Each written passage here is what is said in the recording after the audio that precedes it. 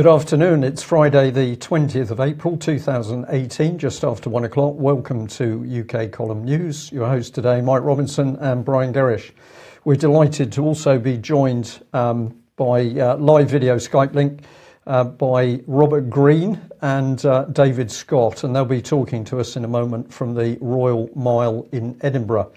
But my goodness, Mike, just incredible things unfolding, and of course Skripal, Syria, absolutely key to what's going on. Absolutely. So Maria Zakharova, the Russian Foreign Ministry spokeswoman, was giving her briefing yesterday, and some people will say we're acting as mouthpieces for the Russians, but in fact, since the mainstream media in this country offers no coverage whatsoever, I think it's only fair that she gets some, because some of what she said was pretty spectacular. So first of all, she was talking about the Skripal situation, and particularly the OPCW meeting that happened. She said an emergency meeting of the OPCW Executive Council was held at Britain's request in The Hague on the 18th. I would like to remind you that it was a closed meeting to discuss the classified report of the OPCW experts who visited Britain to provide technical assistance in investigating the Salisbury incident. Nevertheless, we would like to share our assessment to the extent that a classified report can be discussed, but the situation is so complex, the accusations are so serious, and the claims made by some countries so absurd that we deem it necessary to share with you all available information.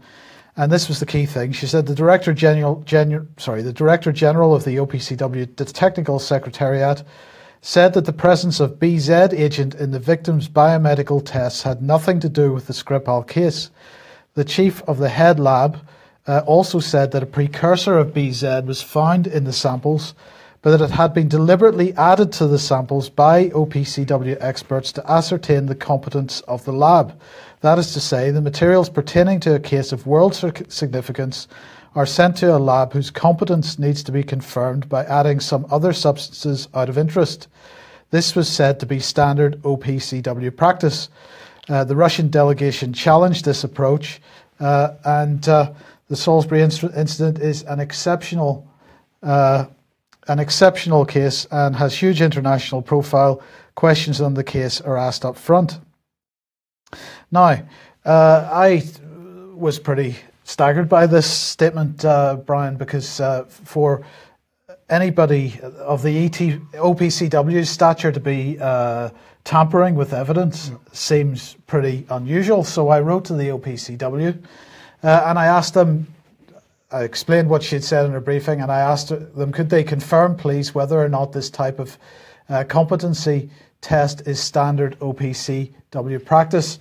They wrote back and said the OPCW does not comment on statements of OPCW member states. And so I wrote back and asked again, I wasn't really asking for a comment on the actual statement. I was asking, is it OPCW standard practice to add a substance or a chemical marker of some kind to samples sent to an OPCW accredited laboratory in order to test the competency of the laboratory?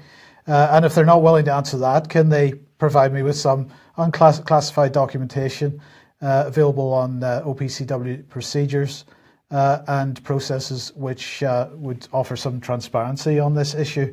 They wrote back and said, well, have a look at this page. What is an OPCW designated laboratory?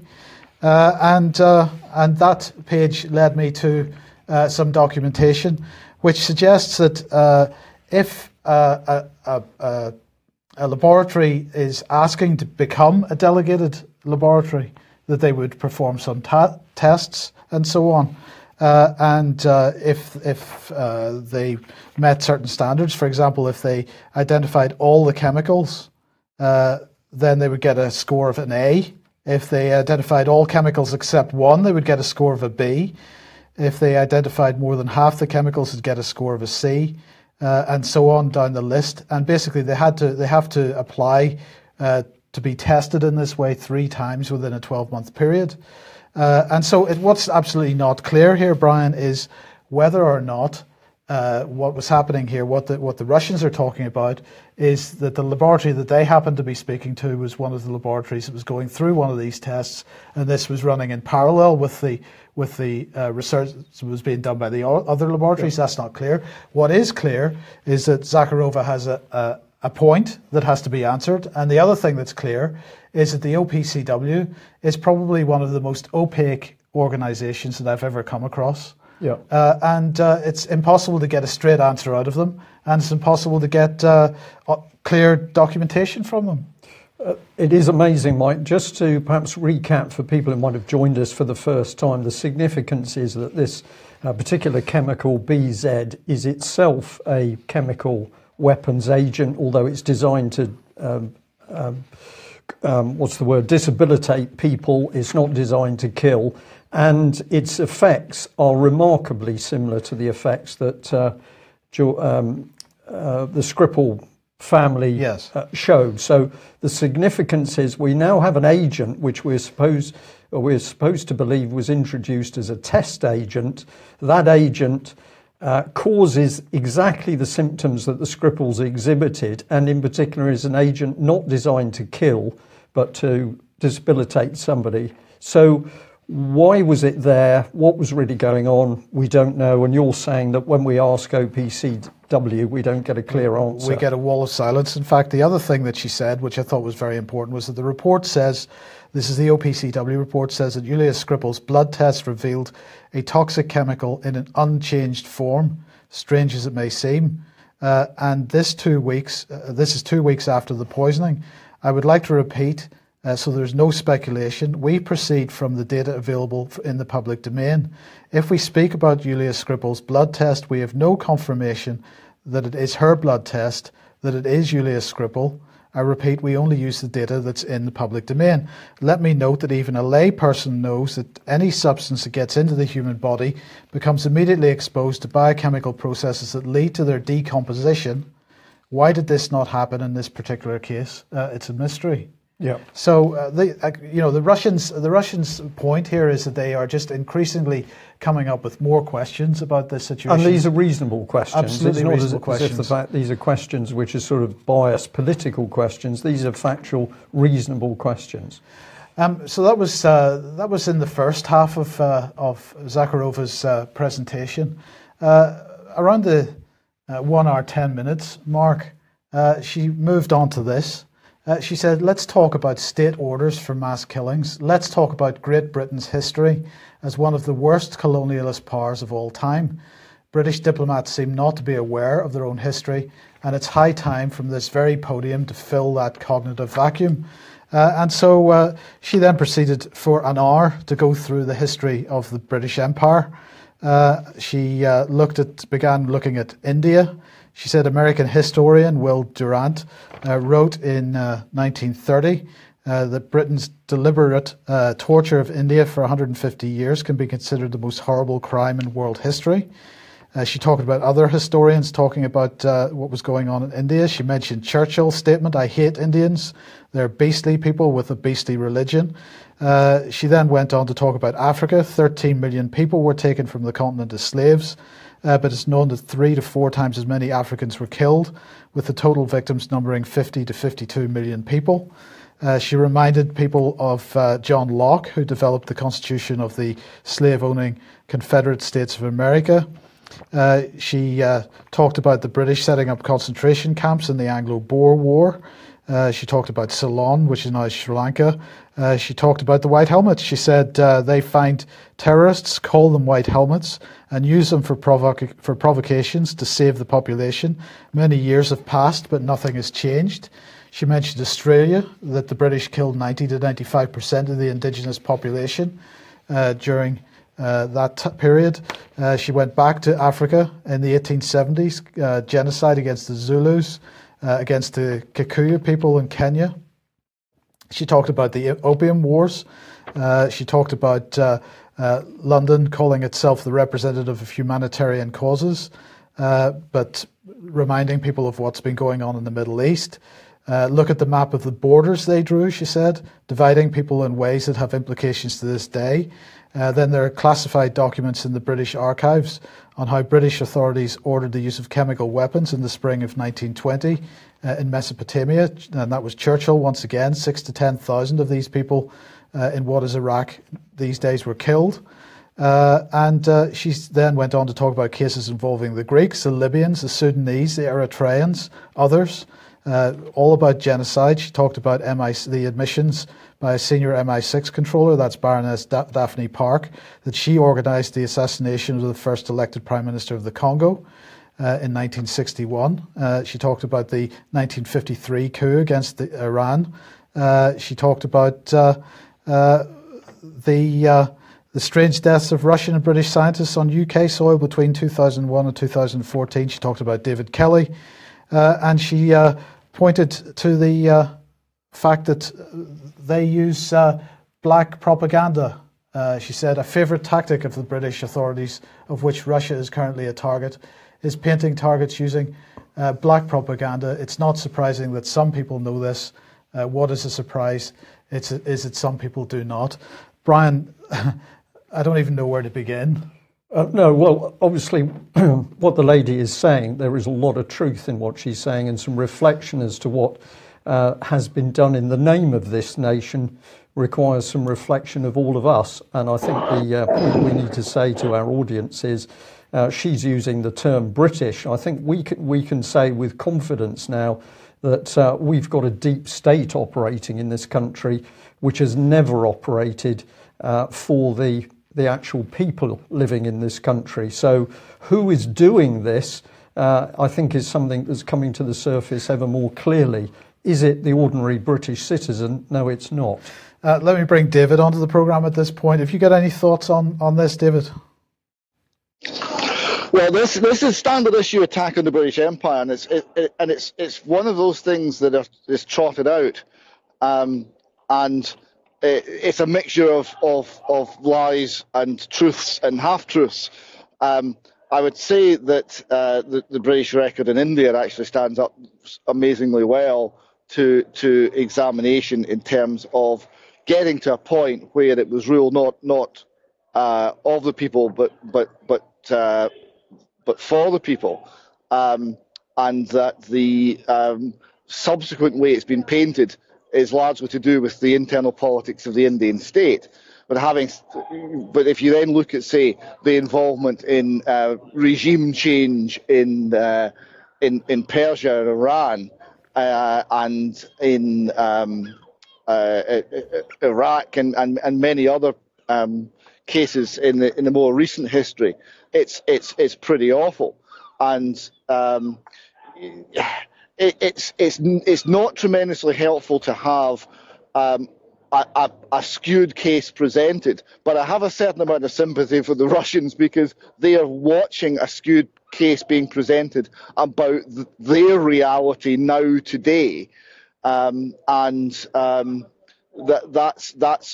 a danger today and a threat to peace today, and it's understandable that they would want to retaliate, even though a good bit of what that attack was saying, I'm very wary of, in part because this has been used as a way of making people in Britain ashamed of being British, of removing our identity, and that's an attack on us as a people. But from a Russian perspective, they have their own story, they have their own identity, and the way they are being presented in the West, in the press, as the bogeyman, as literally Hitler, with all the irony that goes with that, I can well imagine the rage that they feel. Yeah. Okay, David, thank you for that. We'll be back with you in a minute. Well, let's follow through. If we're talking about Skripal case, if we're talking about Syria, we must talk about the BBC. I often say now on UK Column News, I'm running out of adjectives to describe what the BBC is producing. I've used the word claptrap today. I can't think of anything better. This was a screenshot of the BBC webpage earlier this morning. And of course, we've got spy case scientist warns of toxic hotspots. So here we are, weeks after the original so-called attack in Skripal.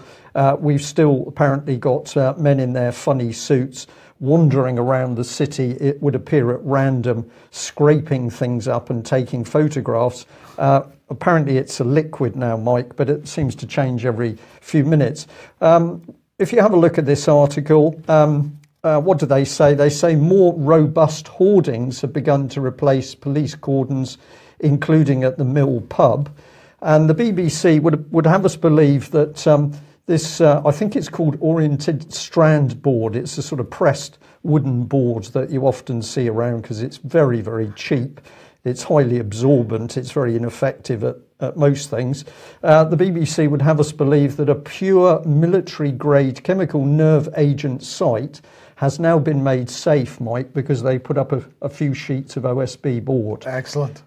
Right, this is just incredible. Now, I've circled part of that article, top left on your screen, because, of course, there is no journalist. So nobody's declared as the journalist for this really atrocious article. Let's remind ourselves that back on the 10th of March, Amber Rudd was sending out a letter saying that there was decontamination going on then. What's the date today? It's the 20th of April.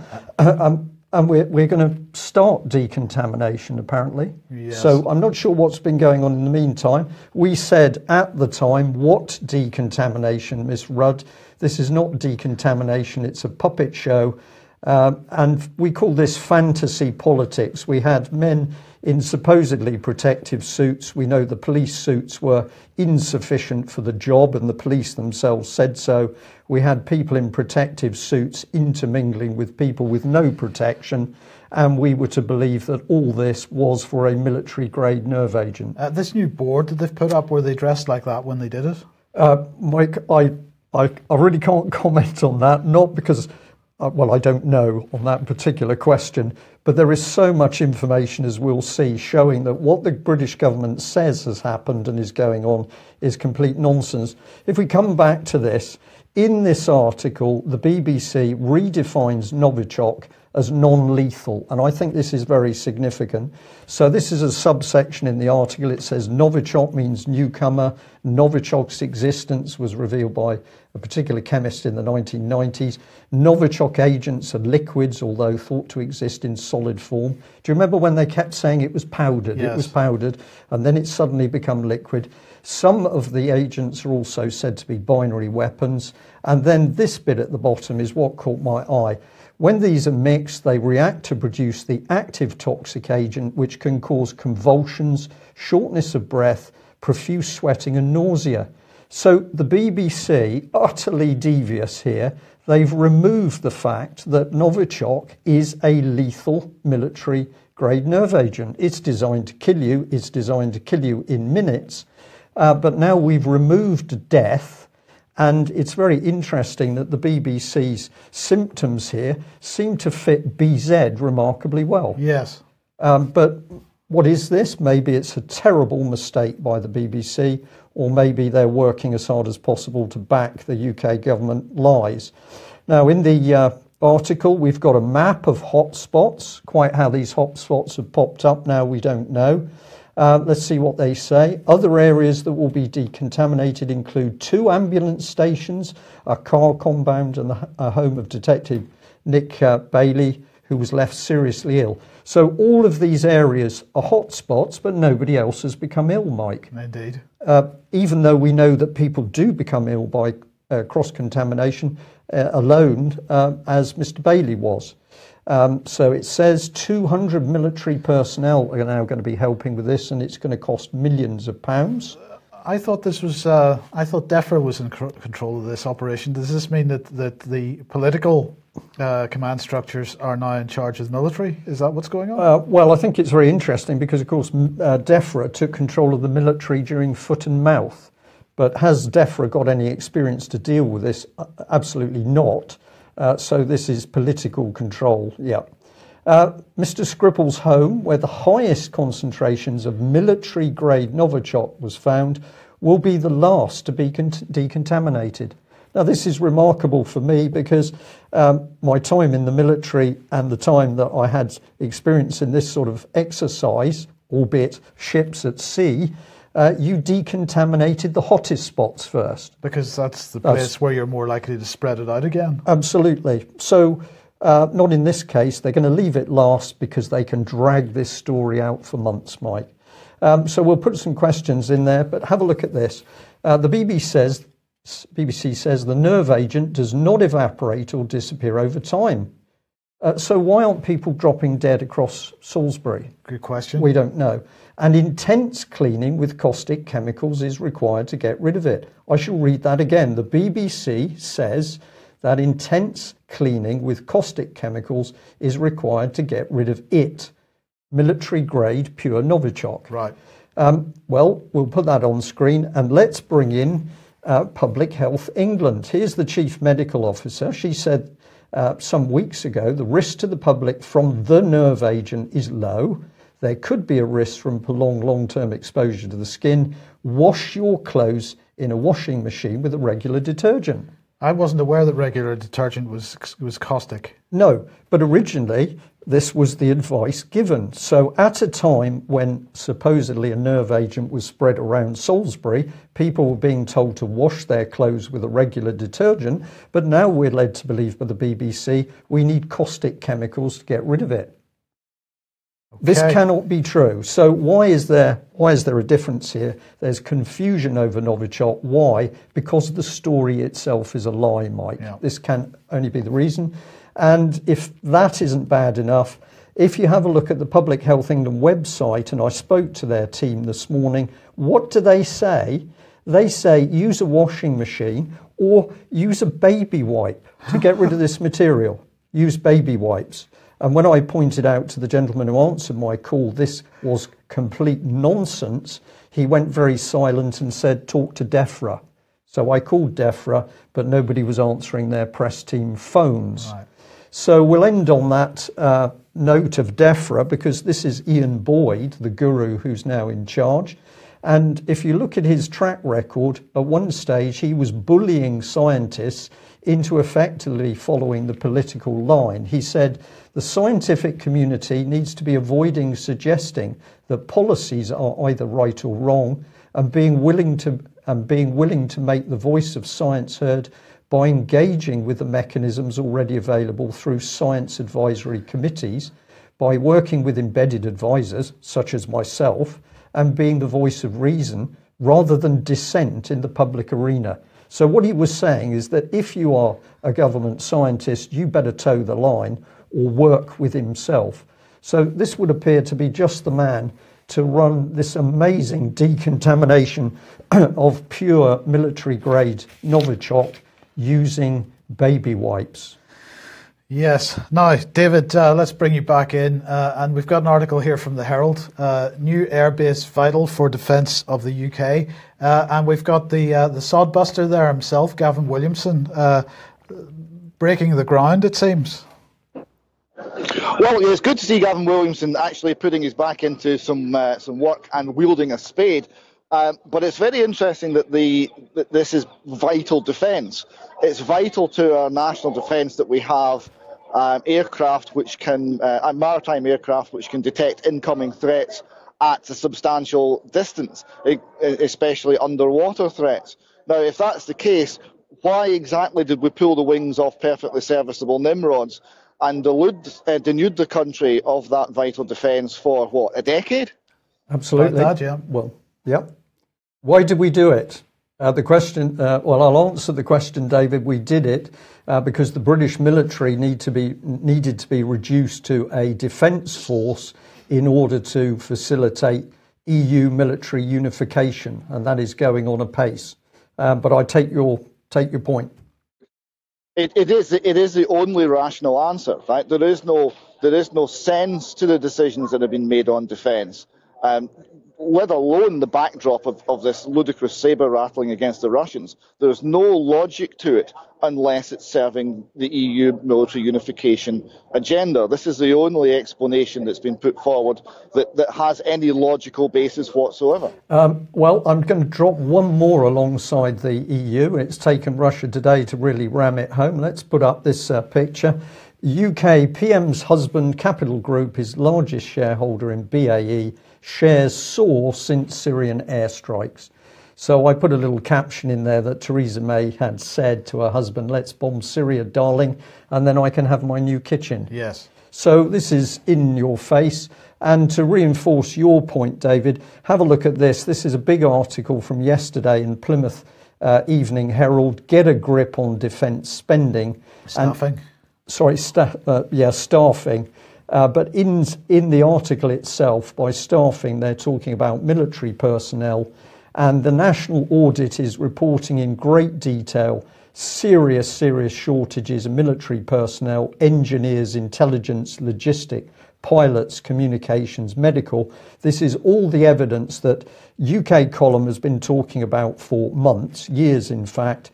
We have said that submarine service has been virtually unable to operate. The surface fleet greatly reduced in its ability to operate, and major manning problems, particularly in engineering and weapons engineering. Well, it's coming home because it's now coming into the press. Look at what the Ministry of Defence said when this evidence is presented. A MOD spokesman said the military has enough personnel to meet all its operational requirements. In the past year, we have recruited over 13,000 people into the armed forces. Of course, those 13,000 people will be totally inexperienced, untrained individuals.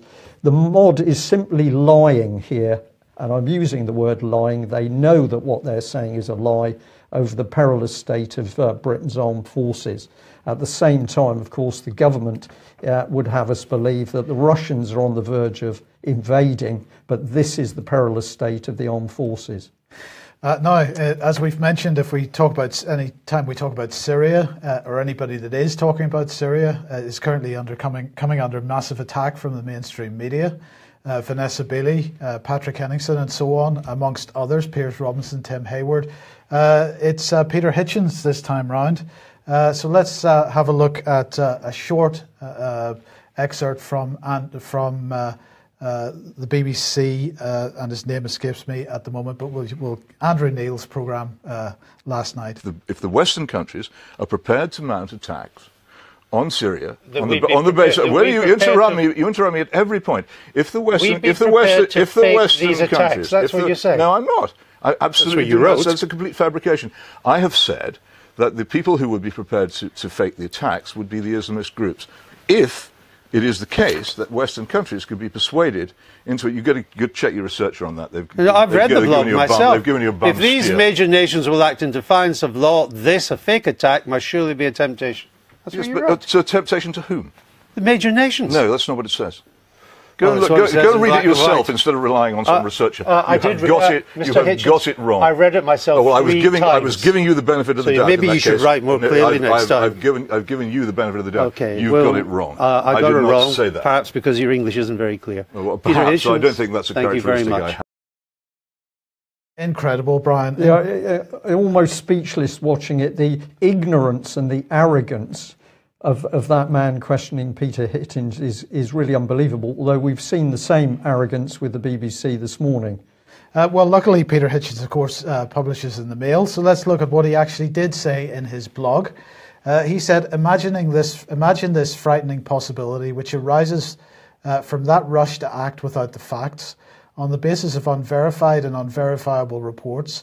Might this be a temptation to those who oppose President Assad to fake such attacks in the future?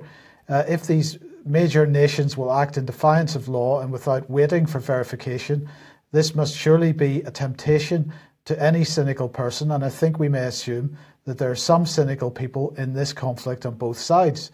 If they can get the USA, Britain and France directly embroiled in the Syrian civil war, who will pay much attention if a month later the OPCW produces an inconclusive report?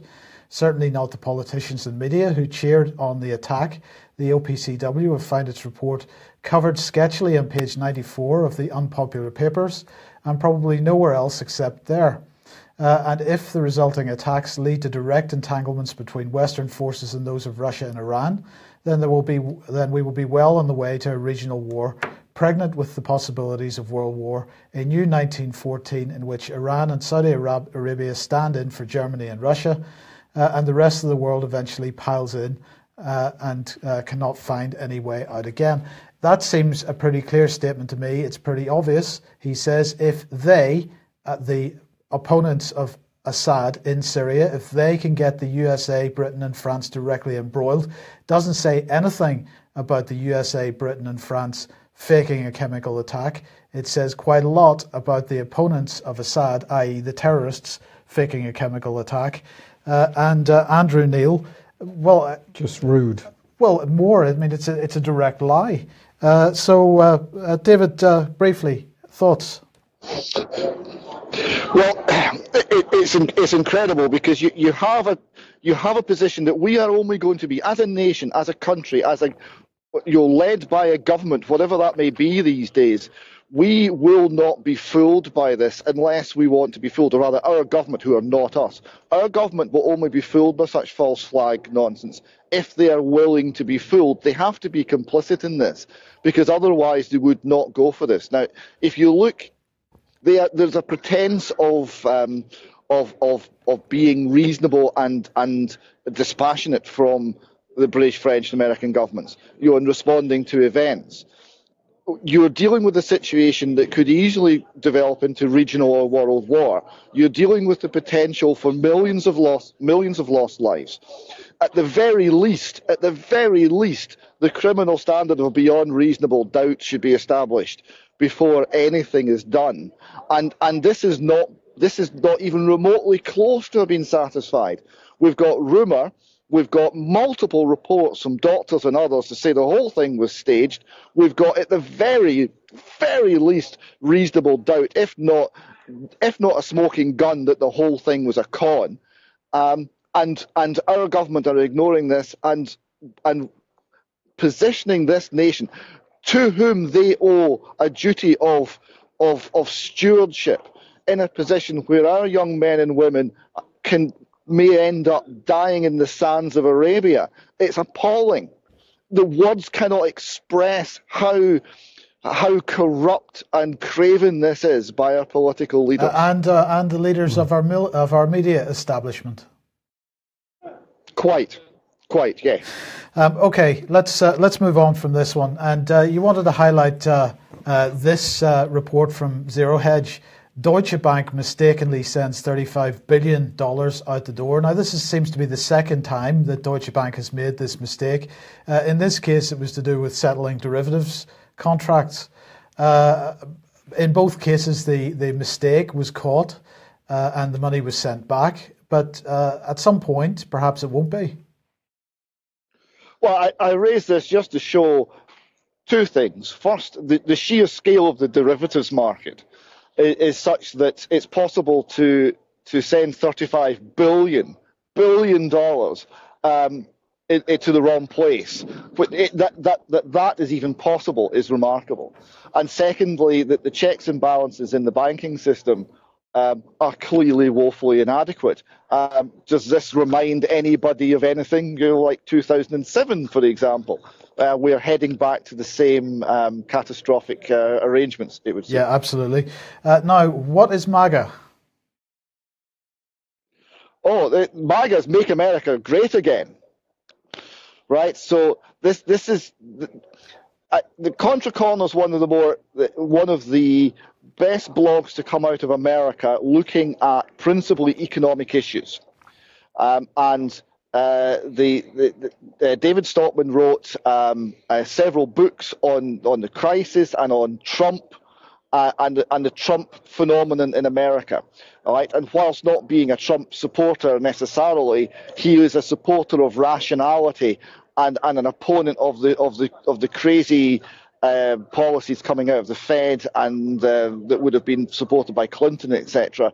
And like many people, he was giving Trump a fair chance. And it's very significant that he started to say, well, actually, the policy that's being followed, which is one of cut taxes but increase spending, run up the deficit to $1.2 billion a year, $1.2 trillion a year, and don't worry about anything because she'll be fine, just doesn't make any sense. So you're getting the more intelligent commentators in the economic field in America, people who were willing to give Trump his head and willing to see what he would do and could see the threats that were coming from another Clinton administration, are now saying, well, this is just lunacy. This is not got any sort of sound basis in it at all.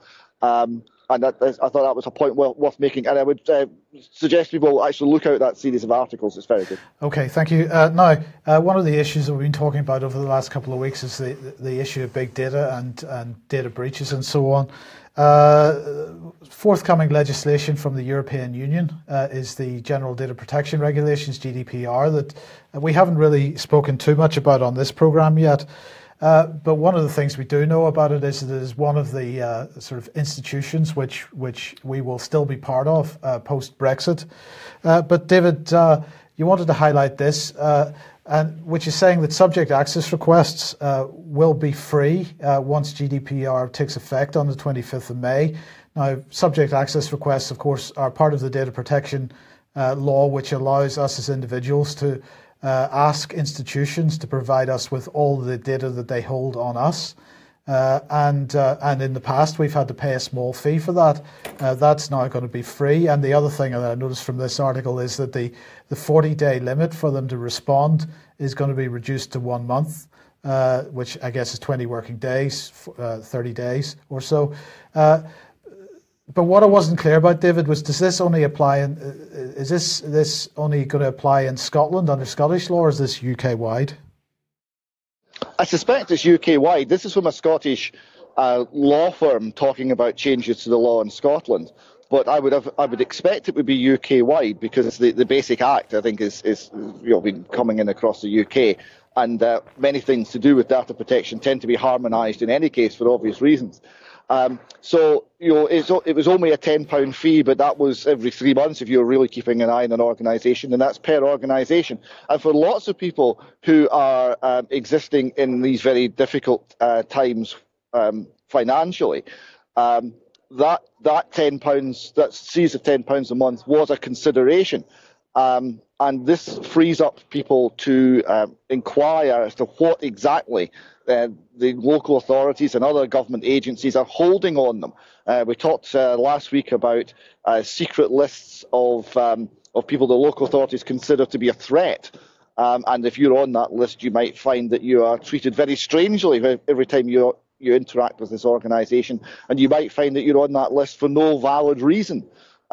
This is just one example of many bits of wrongful data that the state may hold on you. So after May 26, it's going to be free, and I would encourage everyone to put in lots of subject access requests. And if you do find that there's incorrect, erroneous information being held, or information that should not have been held or should never have been obtained in the first place, being held by local authorities and government agencies, please let us know about it. Okay, now the next Fresh Start Foundation event taking place in Glasgow on Saturday the 28th of April. Tell us about that. Yes, this is going to be quite a very busy roadshow, I think. It's been held at the Scottish Youth Hostel Association in Park Terrace in Glasgow, 11 till 3 Saturday week.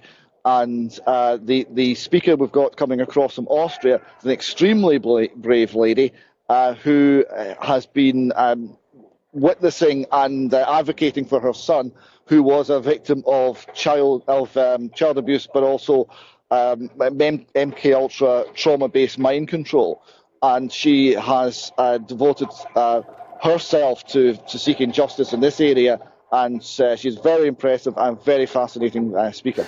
Right, and just wanted to highlight this one. This is from the Mail. It's about a story from Germany, how a couple sold their son, 9 years old, for €10,000 a time to be abused. I mean, this seems to have parallels with the Doherty case. It does. It struck me for that reason, and it shows you this is a stepfather. It shows you that's often an issue that abuse and the most dreadful forms of abuse seem much more likely when families are broken down, and there were very large sums of money involved. I mean, huge sums of money. And exploitation as an industry. And these people are currently giving evidence against the people doing the purchasing, but they're going to themselves be tried. And yes, huge parallels with the Doherty case. Yep. Now, David, you're out on the streets of Edinburgh. A couple of people in the chat box asking you about the building behind. That's St Giles Cathedral. We're sitting in the Royal Mile. It's very beautiful. It's sunny because I have Robert Greene with me, and the Robert Greenhouse effect still works. Every time he comes to Scotland, the sun comes out. And we're sitting here surrounded by buskers and crusty jugglers, and it's very nice. So what are you doing there, actually? Well, we've been at the Court of Session. We've been watching a case at the Court of Session. Absolutely fascinating. A lady called Caroline Kinneal, who had been fraudulently separated from her property by a cartel involving Scottish lawyers. Brodie's is the firm on the opposite side of this case. She was appearing before the inner house of the Court of Session. So that's a very high court. That's the highest of civil courts in Scotland, in front of Lady Patent, Lord Malcolm and Lord Docherty. And she was putting her case as to the nature of the official obstruction via rules, via the systems of the court that had prevented justice being done in her case. She said very boldly, and she's representing herself and doing so magnificently. She said that every single hearing since 2005, the court and the judges have been lied to, but that this was done essentially with their knowledge and acceptance. And she got Lady Patent to state that so defective were the court procedures in this case that Lady Patent called on the politicians in Scotland to engage in root and branch reform of the Scottish justice system. So that was quite stunning. A couple of points that were made by Caroline Kinneal. She was talking about the separation of powers. Now, the separation of powers, the point she made was the separation of powers was created in order that powerful interests in the country could not capture the politicians and use the politicians to lean on the justice system, the judiciary, and the courts, and therefore subvert the courts. But what has happened, she points out, is that those powerful interests have captured the courts themselves. And now that separation of powers has been used to prevent our elected representatives doing anything about it. Because whenever you go to your politicians to say, here is the injustice I've suffered, then separation of powers is used to silence the politician and to say that they can do nothing to help.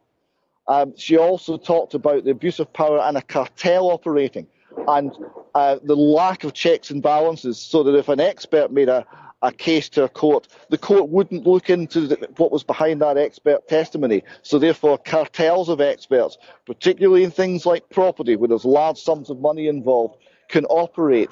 And one particularly concerning point was when it was stated that a previous judge, Glennie, I think, was from memory, described a conflict of interest as a business opportunity. And that struck me very, very strongly. And she concluded with the question as to who guards the guards, because in the Scottish justice system there are no checks and balances, and the answer to who guards the guards is, of course, more guards.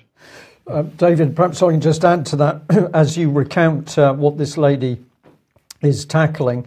It's former detective policeman John Wedger that comes into my mind. Because, of course, as John started to expose the massive cover-up of child abuse in London, who was covering that up? Politicians, charities, local authorities, the Metropolitan Police themselves. But he then describes this conspiracy, that is the right word for it, a conspiracy of the government, other agents, including charities, all closing down.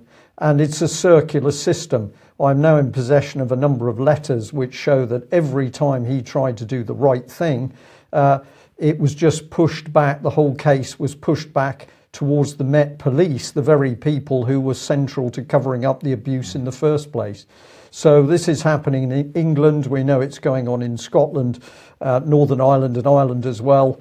This is a picture of what a deep state racket. This is corruption, this is criminality, it's child abuse, all wrapped up. And these people are able to operate through the police and through the courts. Yes, exactly so. And you have to remember the police, the courts, these are all systems set up by us as sovereign people in order to protect and serve us. It is impossible for that system to justly remove our sovereignty and make us slaves and servants in our own country. Yet that's what's been done. Okay, David, perhaps you just give us a glimpse of Robert Green, if that's possible, in an easy way, so that we can show our viewers that Robert is still doing very good work and is there with you. Would you like a word? A very quick one. Robert, how are you today? Robert, how are you today? I'm fine, thank you very much, Brian. Very nice to talk to you. Okay, just 30 seconds. How did you see the events in court today? Well, I was very, very impressed. I've known Caroline for quite a few years now. She's a highly intelligent, articulate person and absolutely determined. She's been fighting this case for ages. And the way in which she handled herself today was absolutely magnificent. And let me say, she made mincemeat of the opposition, I think it's fair to say. Right, excellent. So she was great. Thank you very much for that. Great news and good news for Scotland. I had to send you back to David. Okay. All right, thank you very much for that. Well, we're just going to end with the BBC. I have to bring this in because it is so utterly incredible. Yesterday, we reported that we'd asked the BBC in an email if they could give us the name or names of the BBC journalists or subcontract journalists who had written the BBC trending article, Syria War, the online activist pushing conspiracy theories. This was such a vile article because, of course, it was attacking many people who've put their lives at risk, including Vanessa Beeley, out there in a war zone. So we said, well, who's written this article? That was the question. Please, can you tell me the names or names of the BBC journalists or subcontract journalists who wrote the article below? That's the article there. Very simple question. This was the answer that we got back. A BBC spokesman said BBC Trending is committed to analysing what is being shared on social media and asking why it matters to our audience. How does that answer my question, Mike? It's a strange name for a journalist. It's a strange name for a journalist. Well, actually, we challenged that. And we've got this one back now from a lady called Charlotte Morgan. She says, "Dear Brian, I'm picking up this query. I think you'll find the following webpage, which contains details of BBC News transparency policies, useful." So they've now given me their web page and haven't answered the question. So I'm going to go back to this lady this afternoon. But BBC, secretive, nasty organisation, so embarrassed with its poor reporting, it doesn't want to put a journalist's name there. And we'll end on events. May the 12th is the NHS conference, Dying for Good Health. Thank you again for people who bought tickets over the last few days. We'd love to fill the hole. This is such an important conference. As you watch the media at the moment, you'll see report after report going for the NHS. This will be taking the lid off what's really happening. And we'll also remind people that Friday the 4th of May is AV9 Horwood House Hotel with Ian Crane. Now, all the rooms are gone, but you can still get tickets to attend. That's it. I'll just say as a final thank you to all those overseas viewers, USA, Ireland, Germany, France, Spain, Cyprus, Greece, South Africa, New Zealand, Australia. There's now too many to mention you all, but thank you for taking the time to tune into UK Column, and thank you for watching the picture unfold in UK. We say if we can solve the problem here, particularly with the City of London, we can help matters across the world.